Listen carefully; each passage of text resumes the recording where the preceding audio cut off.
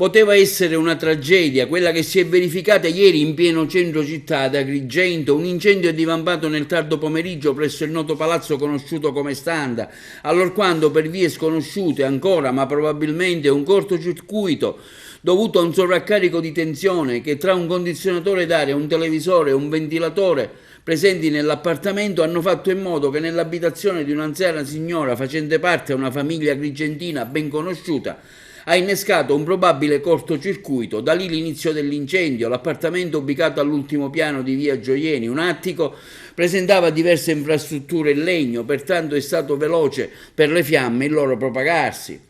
Subito sono intervenuti dei cittadini in soccorso all'anziana signora, tra questi il noto chef Giovanni Mangione, che avendo notato il fumo fuoriuscire, prontamente, senza pensarci due volte, salendo fino al nono piano, trascinando l'anziana signora e mettendola in salvo. Anche altri volontari, tra cui Alfonso e Emanuele Mantisi, hanno iniziato a bussare alle altre abitazioni del palazzo, dando l'allarme e permettere alle famiglie di abbandonare le case, tra questi anche una donna disabile. Il traffico ovviamente è andato in tilt e prontamente sono intervenuti le squadre dei vigili del fuoco, della polizia e anche 2 ambulanze. Grazie all'intervento dei vigili del fuoco di Agrigento, coordinati dal comandante Giuseppe Merendino, si è evitata una tragedia che poteva coinvolgere un intero palazzo. Allora, io ho posteggiato la macchina dove c'è la salita Madonna degli Angeli, ho visto un po' di fumo e mi sono subito precipitato all'ultimo piano. Vedendo la signora in mezzo al fumo l'ho presa in braccio e me sono sceso al nuovo piano fino qua in piazza.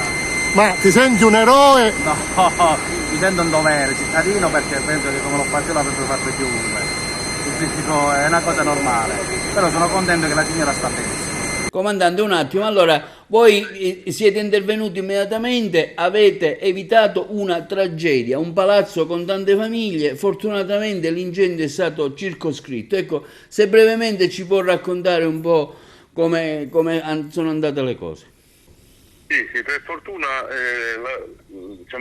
l'informazione sull'incendio è stata molto rapida, anche per l'intervento di quei cittadini che hanno salvato la signora subito.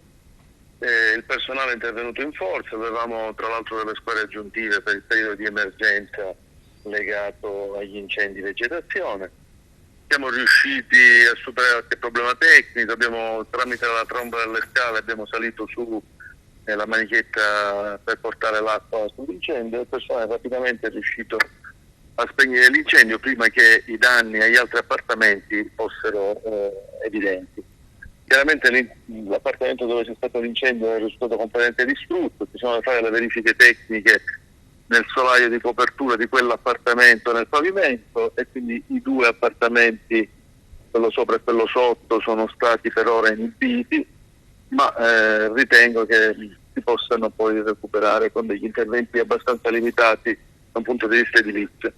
Purtroppo il danno per l'appartamento in questione è stato molto evidente perché, come vede, anche gli incendi in un'abitazione civile possono rapidamente trasformarsi in un incendio molto violento e quindi raccomando a tutti di prestare la massima attenzione alle misure di sicurezza, perché anche in casa si possono generare delle tragedie come quella che è stata per fortuna evitata ieri.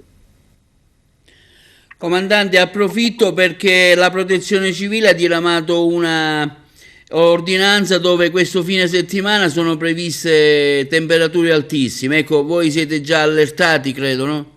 Sì, siamo già allertati fino al giorno 13, abbiamo un dispositivo di sicurezza rinforzato anche a seguito di convenzioni con la regione siciliana, quindi e poi c'è la collaborazione col Corpo Forestale regionale che è stata implementata con nuovi accordi. Speriamo di poter limitare i danni. Purtroppo sta diventando un po' come cercare di fermare il sole la luce del sole con la rete, perché il numero di piromani che per vari motivi appiccano gli incendi sta diventando veramente esagerato, veramente. Si arriva ad avere anche 50-60 incendi contemporaneamente. È un gioco al massacro che mette in difficoltà tutti.